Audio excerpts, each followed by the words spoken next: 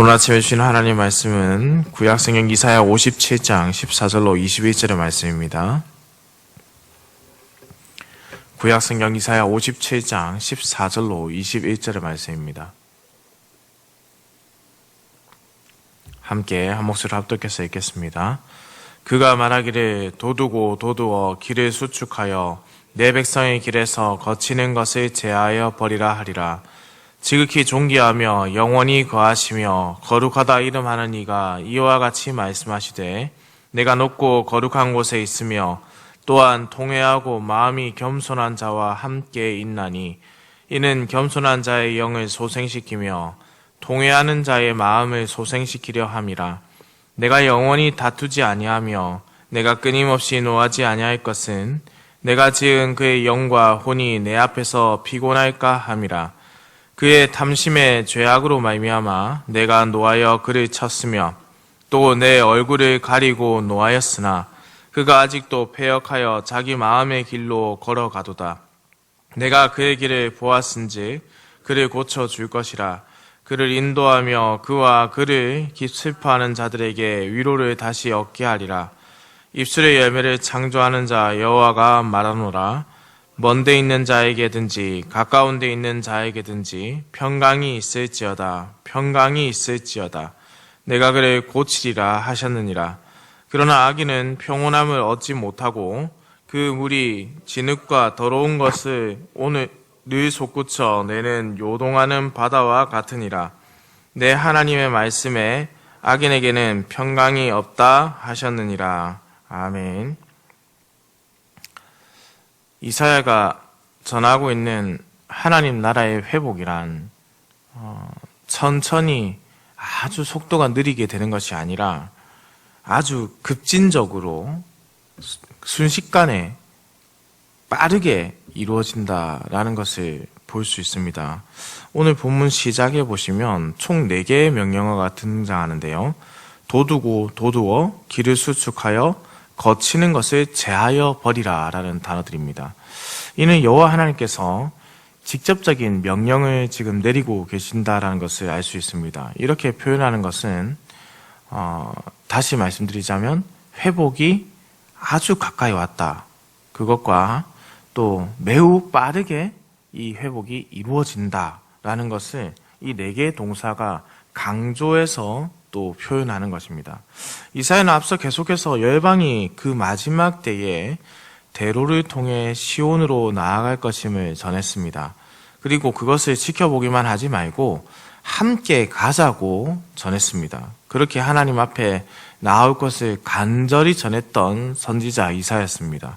그리고 이제 그 구원의 행렬에 하나님의 백성들이 함께 속하게 되었다라는 것을 전하고 있는 것이죠.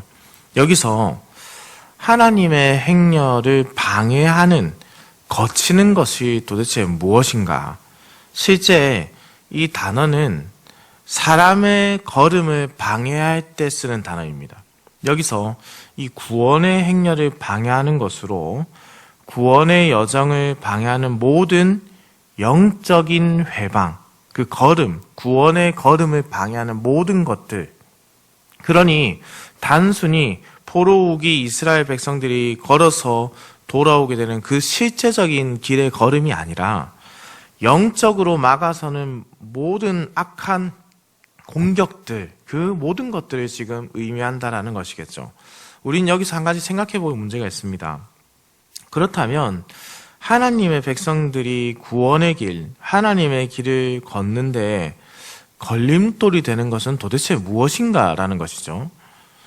아무래도 이스라엘 안에서는 종교 혼합주의, 부패한 도덕성, 하나님을 찾지 않는 매우 교만한 마음 등 모든 부분에서 너무나도 많이 있었겠죠. 그렇다면 과연 이 구원의 회방이 되는 이 걸림돌들을 누가 치워야 하는가라는 문제가 생깁니다.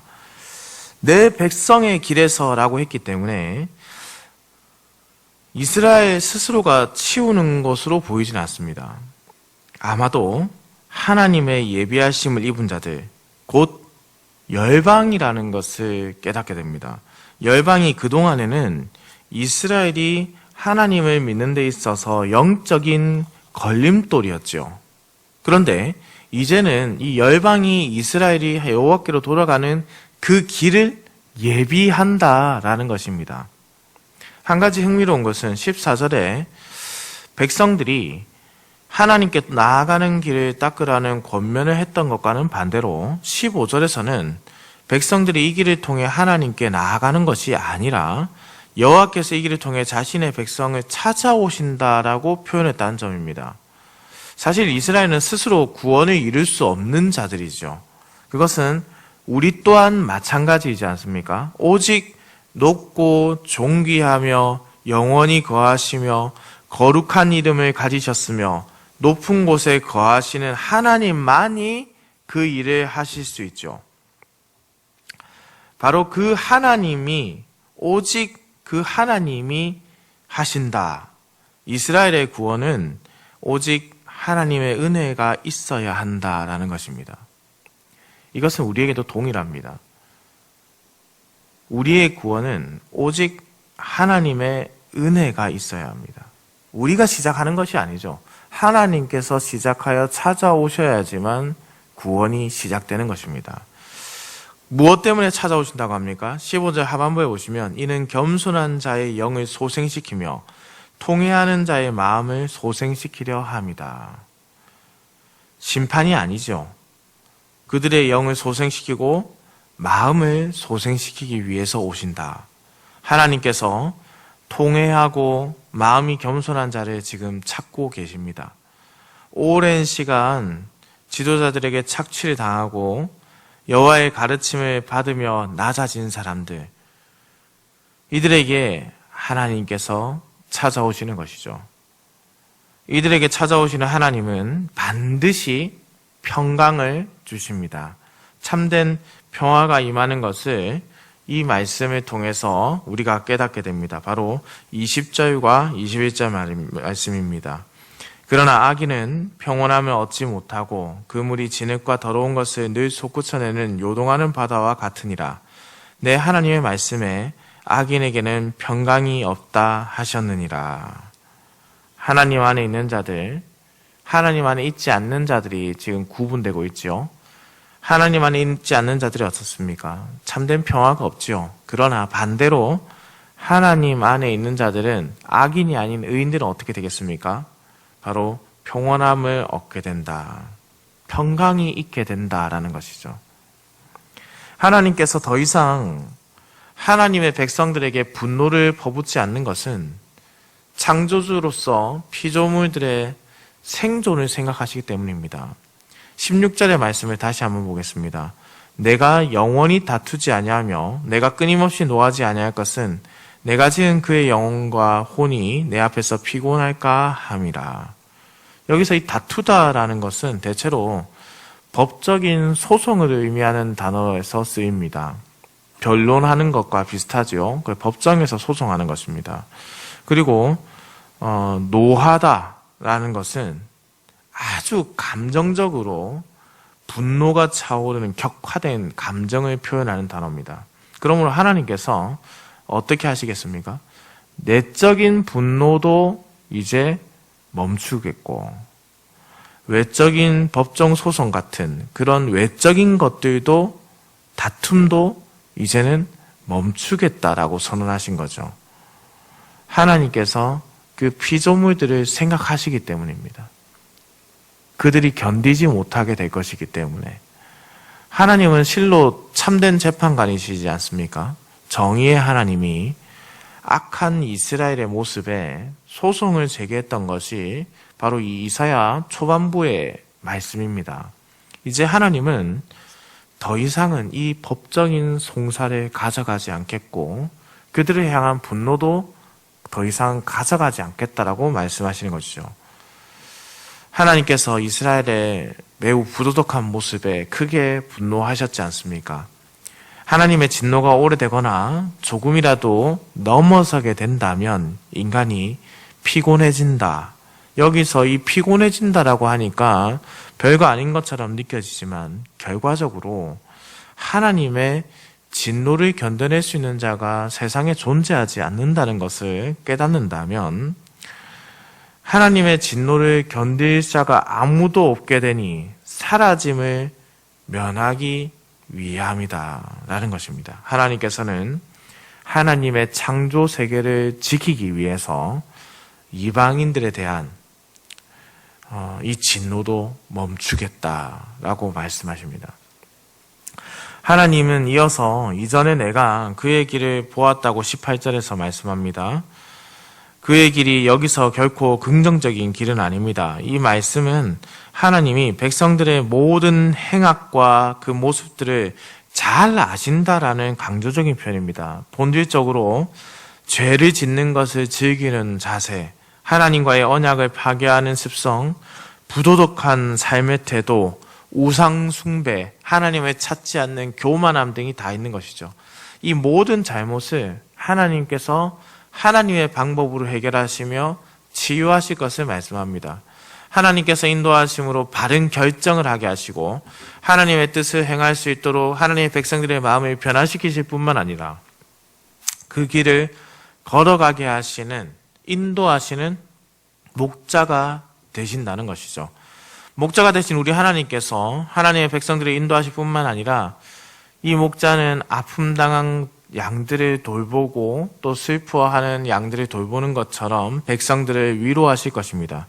그러나 앞서 말씀드린 바대로 모든 사람이 이 위로를 받을 수 없습니다. 그것을 20절에서 21절에 말씀하셨죠. 창조주 하나님께서는 하나님의 백성들을 위로하시고 평강이 있을지어다라고 말씀하는 것입니다. 19절의 말씀을 함께 보겠습니다. 입술의 열매를 창조하는 자 여호와가 말하노라. 먼 데 있는 자에게든지 가까운 데 있는 자에게든지 평강이 있을지어다. 평강이 있을지어다. 내가 그를 고치리라 하셨느니라. 여기서 먼 데 있는 자와 가까운 데 있는 자가 도대체 누굴까요? 이 차이에 대해 사도 바울은 에베소서 2장 17절에서 이렇게 표현했습니다.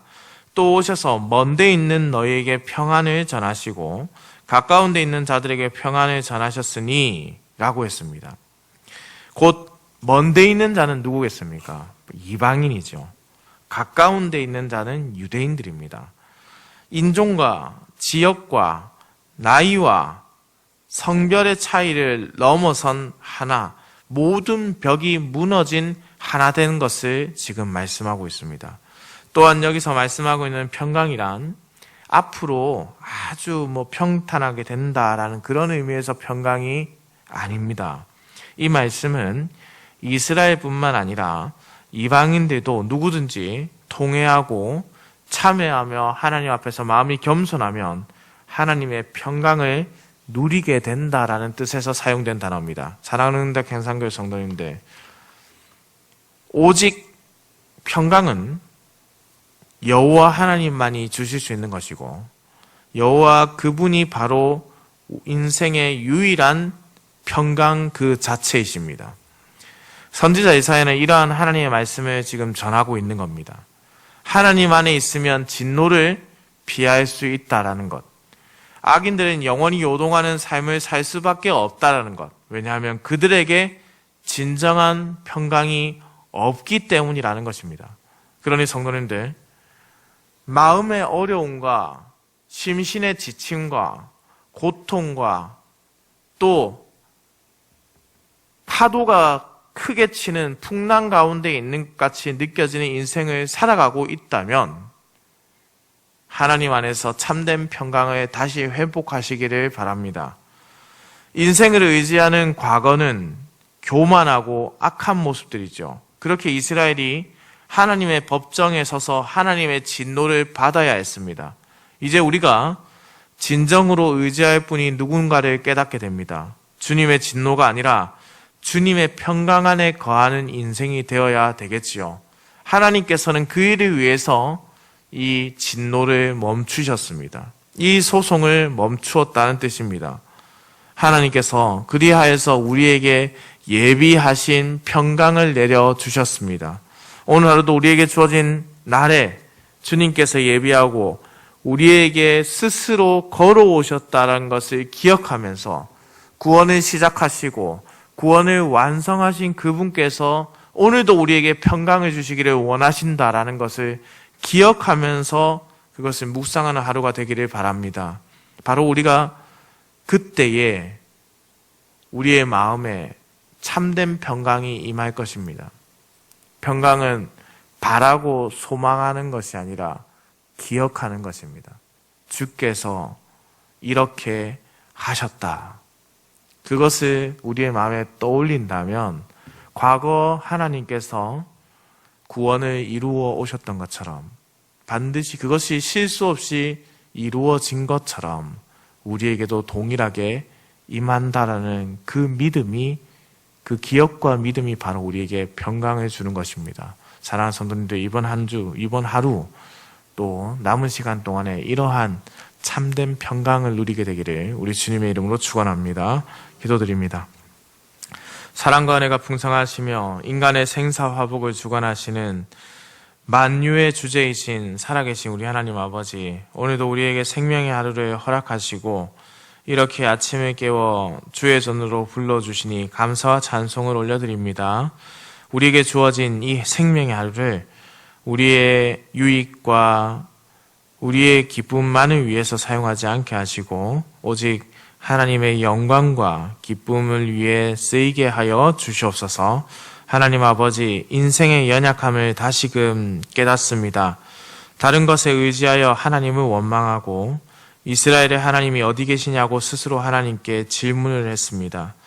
하나님께서 대로를 만드시고 이 땅에 오셔서 우리에게 참된 평강을 주셨는데 우리는 그것을 깨닫지 못하고 있었습니다. 우리에게 오신 예수 그리스도를 기억하며 그분이 이루신 참된 평화를 온전히 묵상하는 하루가 되게 하여 주옵소서. 우리에게 참 평안이 있음을 믿으며 더는 좌로나 우로나 치우쳐 어긋나지 않게 하시고 주님께서 오신 그 길을 우리가 이제 다시 예비하는 자들로 서게 하여 주옵소서. 오늘도 운전하는 모든 성도들의 운전대를 붙잡으시며 주께서 모든 성도들의 가정과 생업을 지키시어 들어가거나 나가거나 주의 복을 누리는 하루가 되게 하시고 청소년부 수련회가 진행 중에 있습니다. 하나님 아버지, 남은 일정도 주께서 지키시고 주의 말씀을 선포하시고 주님께서 함께 하셔서 어떠한 작은 사고도 없게 해주시고 주 예수 그리스도를 믿음으로 고백하지 못한 자들이 믿음으로 고백하는 그 이름을 믿는 자들이 되게 하시고 더욱 강한 믿음을 가지고 돌아올 수 있도록 모든 일정 가운데 함께하여 주시옵소서. 감사를 드립니다. 살아계신 우리 주 예수 그리스도의 이름으로 기도드립니다. 아멘.